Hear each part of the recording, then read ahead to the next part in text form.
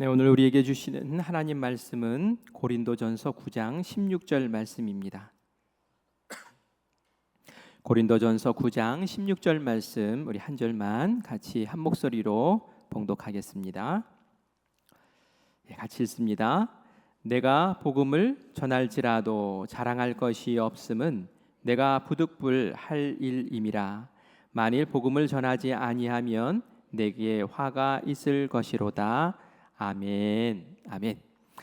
오늘도 우리 이지 전도, 파워 전도에서 쉬운 전도, 능력의 전도 우리 세 번째 시간 같이 하도록 하겠습니다. 오늘 말씀의 제목은 결코 외면할 수 없는 사람 살리는 일이라는 주제로 함께 말씀을 나눕니다. 오늘도 질문 두 가지만 또 보고 같이 질문을 풀어 나가 볼까 합니다. 첫 번째 질문은 이런 질문이에요. 전도를 내가 안 하면 그것이 죄인가? 전도 안 하면 죄일까요? 1번, 죄는 아니다. 2번, 죄라고 하긴 하지만 그것 때문에 심판을 받지는 않을 것이다. 3번, 분명한 직무유기다. 죄라고 생각한다. 4번, 모르겠다. 여러분들은 어떻게 생각하시나요? 마음속에 이렇게 한번 숫자를 이렇게 입력을 해 놓으시기 바래요. 자, 그다음에 우리 두 번째 문제도 한번 같이 볼까요? 자, 두 번째 볼게요. 안 믿는 가족이나 친지 혹은 가까운 지인들에게 어떤 방식으로 전도하고 있나요? 우리 가족 전도하는 거 참 이게 쉽지가 않잖아요. 그리고 가까운 사람, 친구 참 만만치가 않아요. 어떤 방법으로 전도하고 있나? 한번 점검해 볼까요? 1번 어떻게 되어 있습니까? 성경 말씀을 계속 가르쳐 주면서 전도한다. 두 번째, 변화되어가는 내 모습을 통해서 자연스럽게 하나님을 궁금해하도록 만든다. 세 번째, 뒤에서 기도만 한다. 네 번째, 일단 교회에 나와보라고 꾸준히 재촉한다.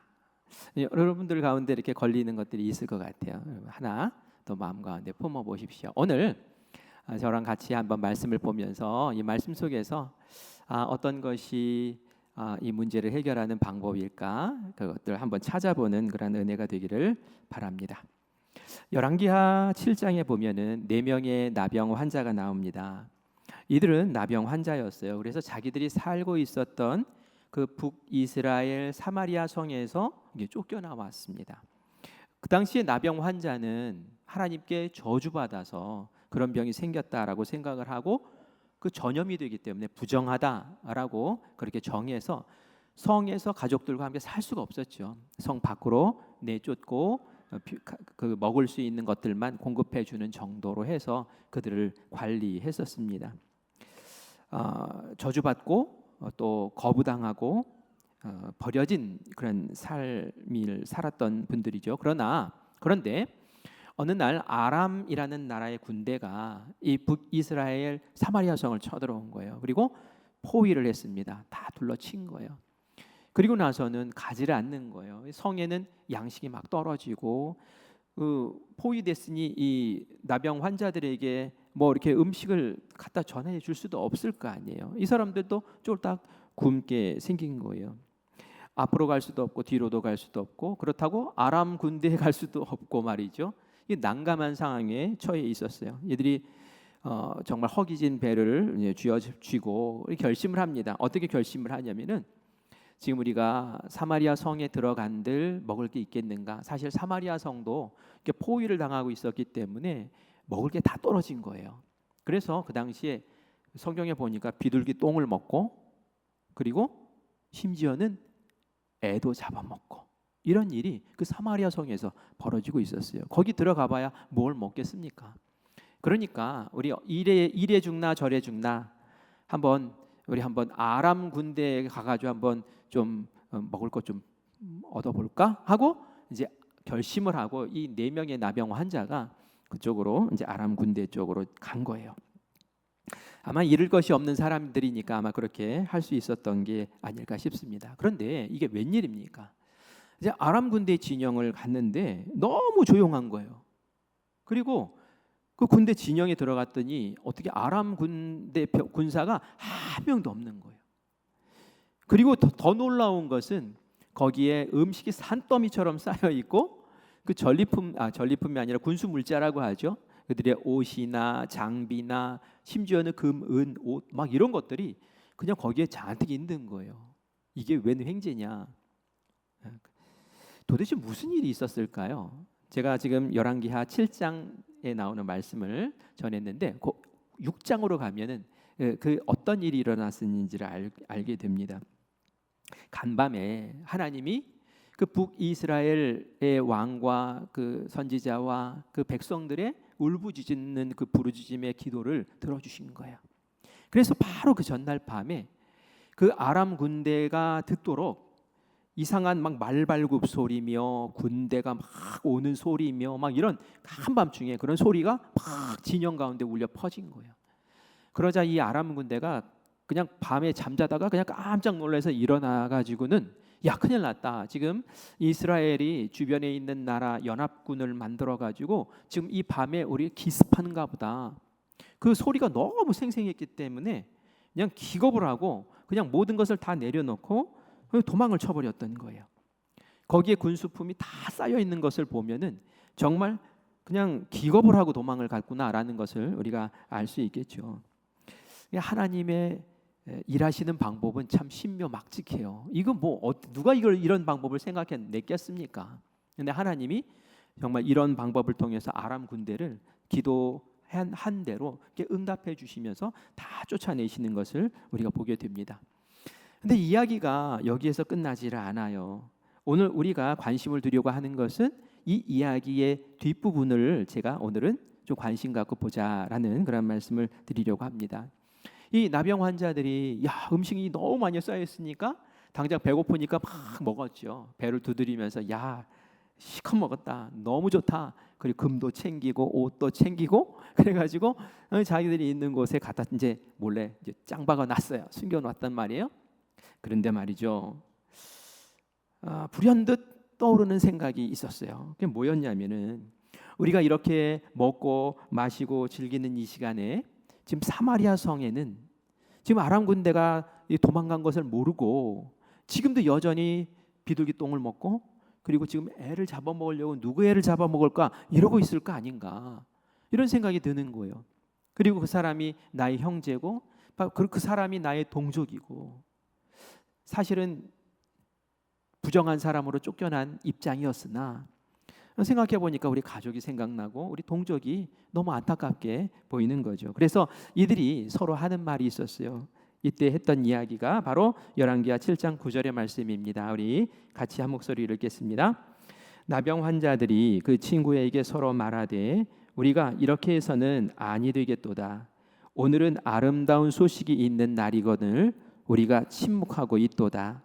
만일 밝은 아침까지 기다리면 벌이 우리에게 미칠지니 이제 떠나 왕궁에 가서 알리자 하고 아멘. 성 안에 있는 우리 가족 동족들 지금 한 톨 식량이 없어서 굶어 죽고 가고 있는데 우리가 이 복된 소식, 이 기쁜 소식을 아름다운 소식을 전해주지 않으면 그것은 착한 일이 아니라는 거죠. 이건 벌 받을 일이라는 거예요. 그래서 우리 빨리 날이 바뀌기 전에 빨리 우리 왕에게 가서 이 소식을 전해주자. 그리고 한 걸음에 달려서 정말 성에 가서 문지기가 이 사실을 알리고 문지기가 이제 왕에게 알려서 이 사마리아 성에 있었던 사람들도 그것을 취해서 그래서 이제 배불리 먹고 어려움에서 이제 살아나는 그 살리는 역사가 이 나병 환자들을 통해서 일어났다라는 이야기가 열왕기하 7장 말씀에 나옵니다. 이 사건을 통해서 우리는 교훈을 얻을 수 있어요. 첫 번째 교훈은 뭡니까? 그것은 하나님은 우리의 곤고한 상황, 어려운 상황을 그냥 놔주지 않으신다라는 거예요. 하나님은 어떤 방법으로든 신묘막측한 정말 우리의 상상을 초월하는 방법을 동원해서라도 우리에게 복 주시고 우리를 행복의 길로 그리고 우리를 위기에서 하나님께서 건져주시는 분이시다. 전능하신 능력의 하나님, 우리를 사랑하시는 하나님입니다 라는 것을 이 말씀을 통해서 알 수 있어요. 그런데 우리가 오늘 이 시간에 꽉 붙잡읍시다 하고 말씀드리고 싶은 것은 그거예요. 기쁜 소식을 내가 알았으면 그리고 기쁜 그 일을 내가 경험했으면 그것을 나만 가지고 있고 내 것으로만 여기지 말고 살려야 될 사람에게 반드시 전해야 합니다라는 거죠. 이 나병 환자들이 그걸 했잖아요. 이거 하지 않으면 우리는 벌을 받게 될 거야. 이것은 반드시 우리가 해야 될 일이야라고 하면서 기쁜 소식을 전했다라는 것. 이것을 우리가 또 오늘 이 시간에는 이 말씀 가운데서 꽉 붙잡아야 될 그런 교훈이라는 거예요. 존 스토트 목사님이라는 분이 여기 영국 신학자이면서 목사님이 계셔요. 이 존 스토트 목사님이 쓰신 책을 우리나라에서 번역해서 발간을 했는데 존 스토트의 복음 전도라는 그런 책이 있습니다. 그런데 원래의 제목은 Our Guilty Silence라는 그런 제목이 있어요. 이것을 사실은 그대로 번역을 하면 죄스러운 침묵이라는 거예요. 죄스러운 침묵. 우리나라에서는 존 스토트의 복음 전도라고 번역을 해서 출판을 했으나 원래의 제목은 죄스러운 침묵이라는 거죠. 존 스토트 목사님이 무슨 얘기를 하느냐면은 복음의 능력을 내가 알고 복음의 능력을 내가 받았으면 그것을 입을 열어서 전도해야 되지, 그것을 알면서도 침묵하고 있으면 그것이야말로 침묵의 죄다라고 그렇게 말씀하고 있는 거예요. 복음을 전하는 것은 선택사항이 아니라 사명이라는 거죠. 그래서 우리가 이거 순종해야 된다. 사명이기 때문에 순종해야 된다라는 겁니다. 복음을 부끄러워하거나 방관하는 태도 이런 것들은 버리고 담대히 세상 속에서 복음을 전하는 그런 도전을 과감하게 해라라는 것이 이 책의 주제이고 또 강조하는 부분입니다. 우리는 두 가지 사실을 명확하게 알고 있어요. 뭐냐면 우리가 입을 열지 않고 침묵하면 불신자들은 예수님을 믿지 않죠. 예수님을 믿지 못하죠. 그러므로 그들은 지옥으로 가게 된다라는 걸 우리가 알고 있어요. 이들이 천국에 가려면은 이들이 복음을 들어야 하고 그들에게 복음을 전할 내가 입을 열어야 된다라는 것도 우리는 알고 있어요.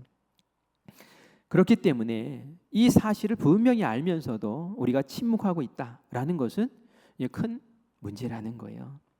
내 형제, 내 이웃, 내 자매에게 복음을 전하는 것, 그것이 이 나병 환자들이 우리가 해야 될 일이야 라고 했던 그 마음인 줄 믿습니다. 존 스토트 목사님이 이런 말을 하셨어요. 우리 같이 한번 한 목소리로 같이 읽어볼까요? 시작. 우리는 입을 닫는 것 자체로 죄를 범하고 있다. 침묵은 중립이 아니다. 침묵은 불순종이다. 그러므로 침묵하지 말고 복음을 입에 담은 복음을 우리가 전하자라고 그렇게 도전하고 있습니다. 에스겔서 3장에 보면은 하나님의 에스겔을 이스라엘의 선지자로 세우시면서 그런 말씀을 주세요. 넌 파수꾼이다. 이스라엘을 지키는 파수꾼이다라고 얘기를 해요. 이 파수꾼의 역할이 뭡니까? 이제 성이 있으면 성의 가장 높은 곳에 올라가서 이제 외적이 오는지 안 오는지를 이제 관찰하는 거예요. 그러다가 저쪽에서 먼지가 일어나고 뭐 적이 나타났다. 그러면 성에 막 알리는 거죠. 적이다. 하면서 그러면은 이제 방비를 하고 이제 적과 이제 전쟁을 이제 준비하게 되는 것이죠. 그런데 이스라엘의 파수꾼으로 세웠다라는 것은 이게 선지자로 세웠다는 거거든요. 이 에스겔은 진짜 뭐 이렇게 망대를 지키는 파수꾼이 아니라 이스라엘의 죄, 영적인 각성을 하게 하는 파수꾼으로 세운 거죠. 하나님 말씀을 주시고 그 말씀을 통해서 죄의 길을 걷는 이들에게 너희들 그러면 안 돼. 절대로 그러면 안 돼. 하나님을 바라봐야지, 돌이켜야지 하고 하나님의 그 경고의 말씀을 전하는 파수꾼으로 세웠다는 거예요. 자, 그 말씀이 이제 에스겔서 3장 18절에 나오는데요. 17절 18절에 나오는데 우리 18절만 같이 읽어보겠습니다. 시작. 가령 내가 악인에게 말하기를 너는 꼭 죽으리라 할 때에 내가 깨우치지 아니하거나 말로 악인에게 일러서 그의 악한 길을 떠나 생명을 구원하게 하지 아니하면 그 악인은 그의 죄악 중에서 죽으려니와 내가 그의 피값을 네 손에서 찾을 것이고 아멘. 어떤 사람이 하나님을 믿지 않고 죄의 길을 걷다가 죽어요. 그러면 하나님 앞에 가겠죠. 그리고 나서 하나님은 그가 죄인이니까 너는 영원한 죽음이야 하고 지옥으로 보내는 그런 결정을 내리실 거예요. 그런데 하나님이 에스겔에게 이런 말씀을, 오늘 읽은 말씀을 주신 거예요. 에스겔이 하나님이 경고해라 라고 그렇게 말씀을 주셨는데도 불구하고 그 말씀을 백성들에게 전하지 않았어요. 그러니까 악인들은 경고의 말씀을 듣지 않았으니 그냥 죄를 짓다가 죽을 거예요. 그러면 하나님께서 그 죄 짓고 죽은 사람들은 뭐 지옥으로 보내시겠죠. 그런데 에스겔 너에게도 책임이 있어라고 지금 묻는 거예요. 어떤 책임입니까? 그의 악한 길을 떠나 생명을 구원하게 하지 아니하면 말로 악인에게 일러서, 네가 말을 해서 그 악인이 악한 길로 벗어나게 하지 않으면 그의 피값을 내 손에서 찾을 것이다 라고 얘기하는 거예요.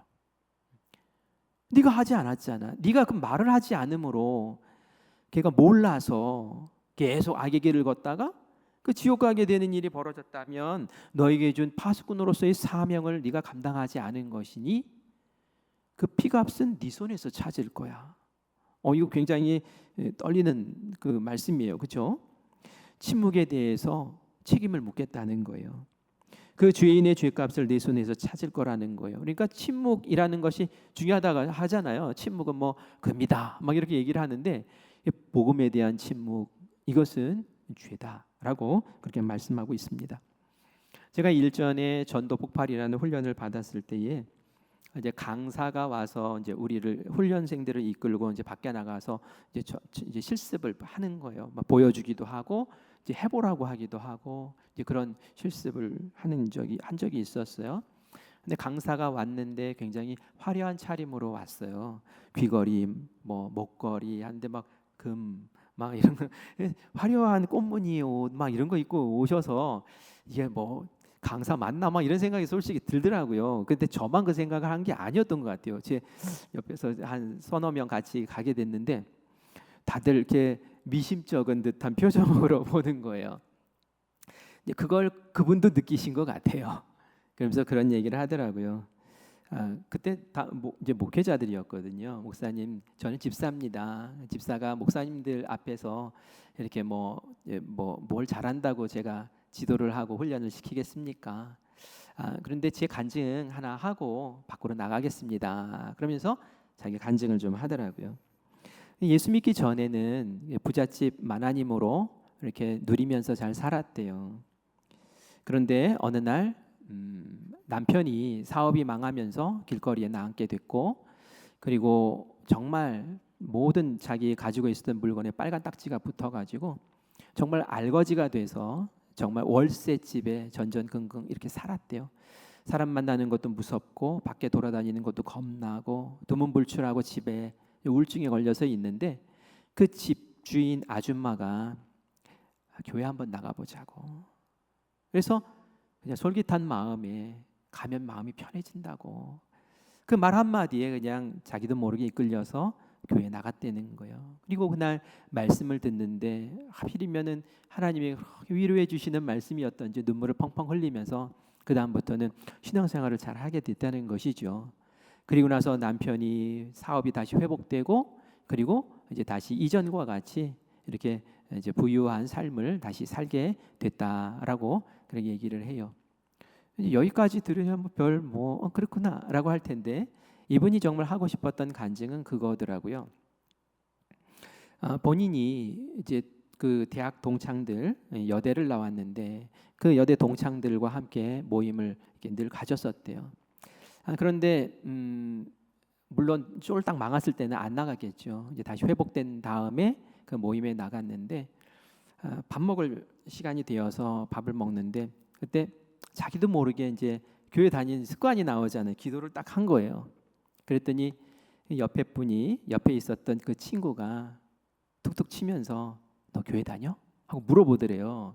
그래서 나 다닌 지 얼마 안 됐어. 이렇게 대답을 했더니 어머 그러니 네가 다 교회를 다니고 야 나는 모태신앙이야. 그렇게 얘기를 하더라는 거예요. 그래서 이분이 그 친구한테 욕을 했대요. 왜 욕을 했을까요? 내가 이전에 예수 안 믿을 때 너 왜 나한테 한 번도 교회 다니나 보라는 얘기를 안 했느냐는 거죠. 모르겠어요. 그때 부자였을 때는 그게 씨알이나 먹혔을까요? 그러나 속상했다는 거죠. 너 나한테 교회 한 번이라도 다녀보라고 한 적이 있었느냐? 내가 부자였을 때도, 잘 살았을 때도 사실은 그 마음에 공허함이 있고 뭔가 기댈 것이 필요했고 늘 마음에 갈증이 있었는데 한 번도 나한테 교회 다녀보라고 그러고 한 말을 어떻게 너는 안 했냐는 거예요. 그러면서 그렇게 얘기를 했더니 그 친구가 그런 얘기를 하더래요. 너는 교회 절대로 안 다닐 것 같이 보였대요. 그래서 안 했다고 그런 얘기를 하는데 속상했었다고. 자기가 이제 복음을 알고 그렇게 너무 좋아지니까 그 다음부터는 병원에 가서 이제 마음이 가장 가난한 사람들이잖아요.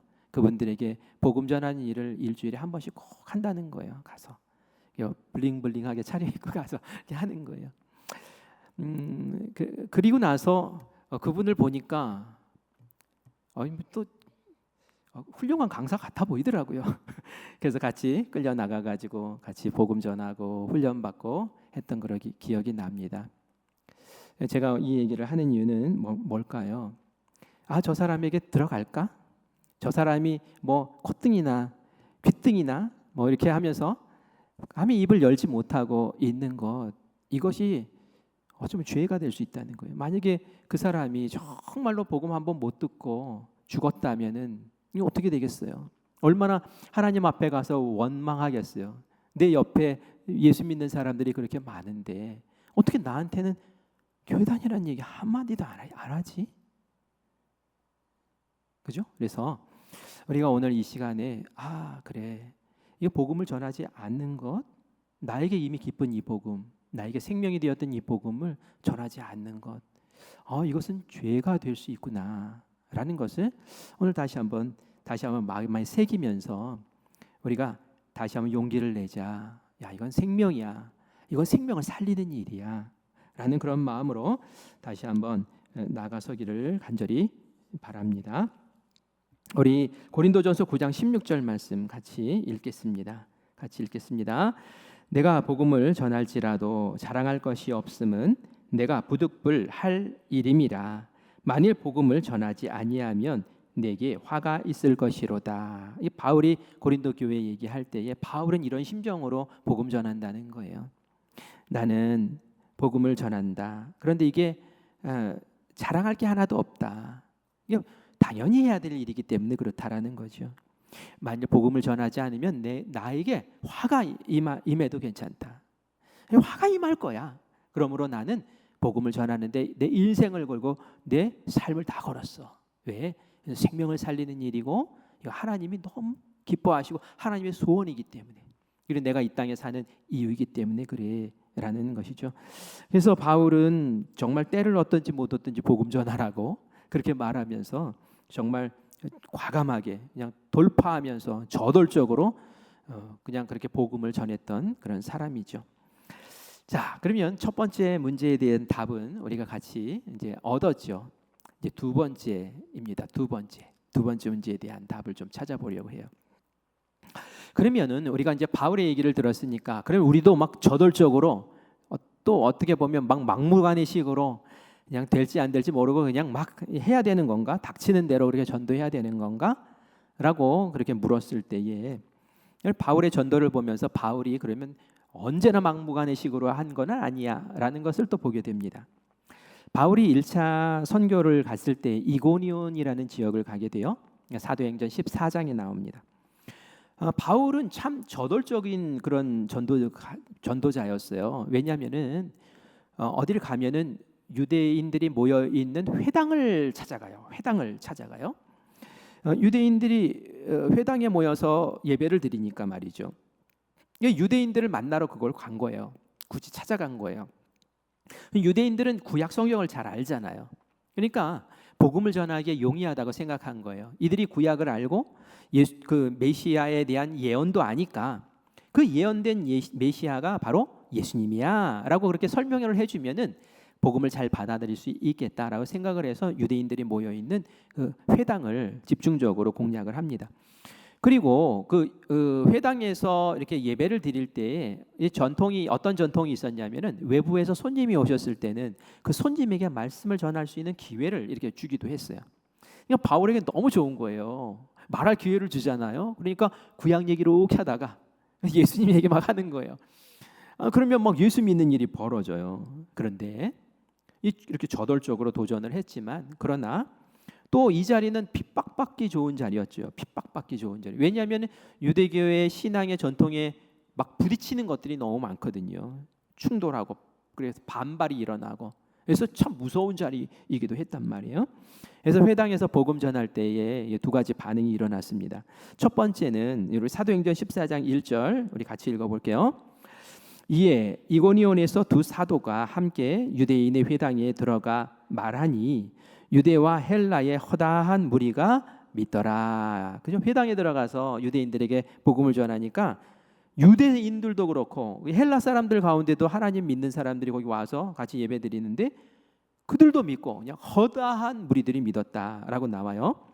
자, 두 번째는 이제 사도행전 14장 같은 장의 5절입니다. 다 이고니온에서 있었던 일이에요. 같이 읽습니다. 이방인과 유대인과 그 관리들이 두 사도를 모욕하며 돌로 치려고 달려드니 아니 믿을 때는 언제고 돌로 치려고 달려드는 일도 벌어졌다는 거예요. 제가 앞서서 얘기했던 것처럼 그런 자리가 바로 이 회당이라는 곳이었다는 거예요. 이게 어떻게 바울이 어떻게 했을까요?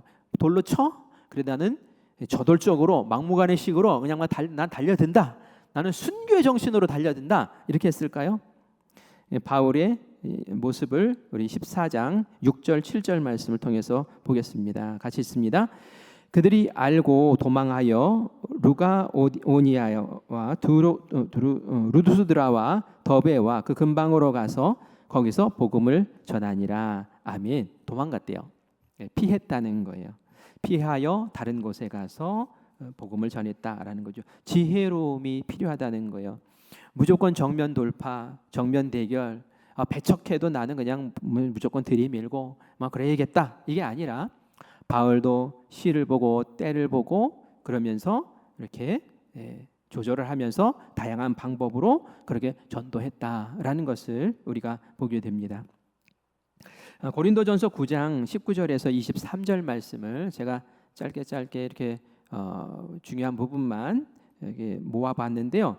우리 같이 한번 읽어볼게요. 같이 읽습니다.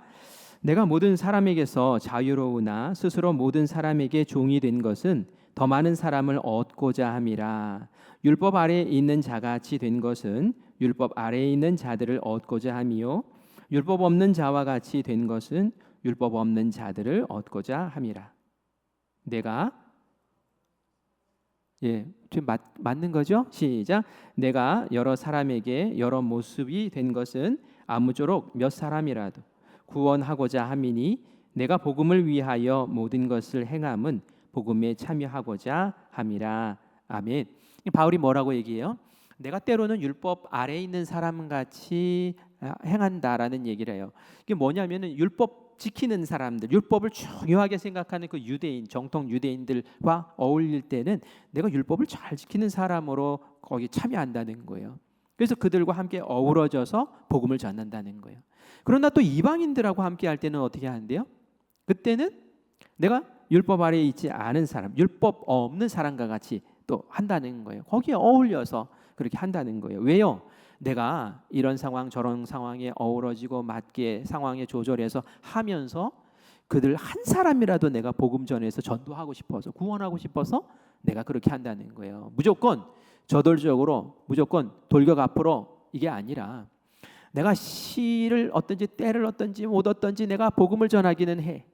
그러나 지혜로움으로 무조건 그냥 그냥 코뿔소가 들이박듯이 하는 것이 아니라 방법과 상황과 여건 이런 것들을 통해서 지혜로움으로 하고 있다라는 것을 우리에게 보여주는 것이죠.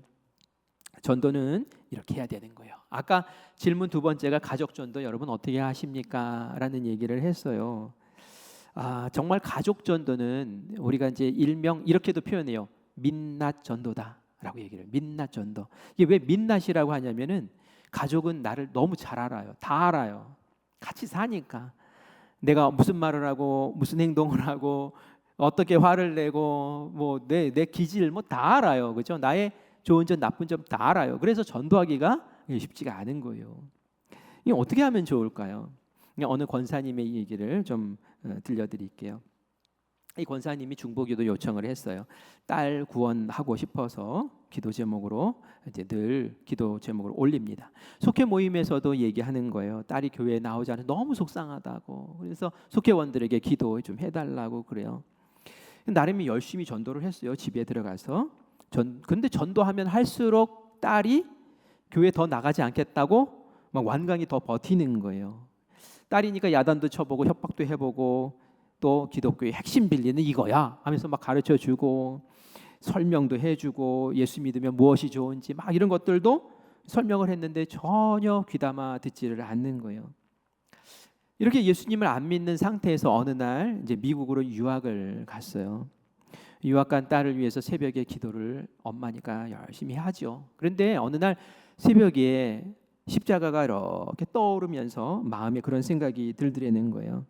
예수님은 나를 구원하기 위해서 아무 말씀도 하지 않으셨고 그저 예수님은 십자가에서 나에게 아낌없는 희생으로 사랑으로 나를 품어주셨는데 하는 생각이 드는 거예요. 그래서 나는 딸에게 입으로만 전도했지 내가 딸에게 그 십자가의 사랑으로 내 딸을 품어주고 사랑했었던가 하는 생각이 드니까 갑자기 눈물이 나고 마음이 짠한 거예요.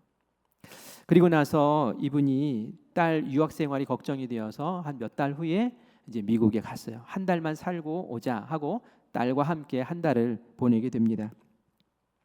그러면서 딸에게 교회 가자는 말을 한 번도 안 하는 거예요. 왜 예수 믿어야 되는지에 대해서도 얘기 안 했어요. 그 대신 예수님의 사랑으로 우리 딸을 사랑해 주자라는 그 한 가지만 마음에 품고 아침에 눈 뜰 때부터 잠자리에 그 시간까지 그냥 십자가의 사랑으로 내 딸을 위해주고 사랑해주고 섬겨주고 이제 그렇게 하는 그런 삶을 살았대요. 그리고 나서 주일이 되면은 조용히 근처에 있는 교회 가서 혼자 예배드리고 오고 말이죠. 한 번도 딸에게 교회 가자라고 얘기를 안 했다는 거예요. 그 후에 이제 권사님이 한 달을 지내고 한국에 들어왔어요. 그리고 1년이 지났을 무렵에 딸에게서 편지가 한 통 오게 됐답니다. 그 딸이 교회 나가고 있다라는 내용을 받은 거예요. 그리고 결혼하고 싶은 사람이 생겼다는 거예요. 이 교회도 나가는데 결혼하고 싶은 사람까지 생겼대요. 근데 그 결혼하고 싶은 사람이 목사님 아들이래요. 이게 웬일인가? 내 딸이? 그래서 궁금했는데 그 편지에 그 이유가 담겨 있더라는 거예요. 이전에는 엄마가 성경 인용하면서 교회 가자고 하고 또 예수 믿으면서 뭐 그렇게 하면서 엄마가 예수도 잘 믿고 성경 말씀도 많이 말하는데 엄마가 나에게 하는 태도나 나에게 쏟아붓는 말이나 이런 건 전혀 아니라는 거였죠.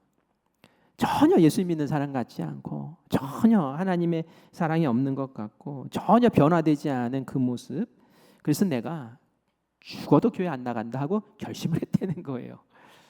그런데 엄마가 미국에 와서 아무 말도 하지 않고 그냥 사랑으로 이렇게 섬겨주고 이렇게 가는데 마음이 짠하더라는 거예요. 그래서 엄마가 한국으로 돌아가고 난 바로 그 다음 날부터 교회 나가기 시작했대요. 근처에 있는 교회.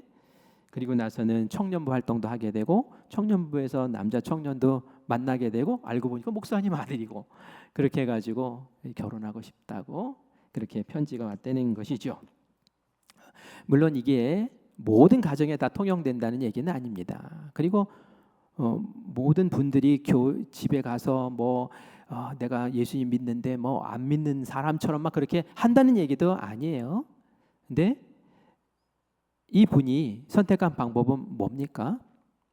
이전에 말로만 막 했던 방법 이게 아니라 이제는 정말 예수님의 사랑의 방법으로 몸으로 실천하면서 이걸로 한번 해보자라고 했을 때 이게 먹히더라는 거예요. 그래서 우리가 다양한 방법, 다양한 상황, 다양한 대상들이 있을 때에 어떻게 복음을 전하는 게 좋을까? 어떻게 사랑을 전하는 게 좋을까? 어떻게 예수님을 소개하는 게 좋을까라는 것을 주님 앞에 기도하고 또 지혜를 얻고 하면서 내 입을 열지 않으면 안 되잖아요, 그죠? 내 몸에 그 사랑의 입을 열지 않으면 또 안 된단 말이에요. 그래서 오늘 이 시간에 이제 생각해 보면서 우리가 하나님께 지혜를 구하기를 바래요. 그래서 내가 오늘 말씀을 통해서 복음을 전하지 않고 나에게 이미 좋은 이 복음을 말하지 않는 것은 죄군요. 하나님, 내가 몰랐습니다.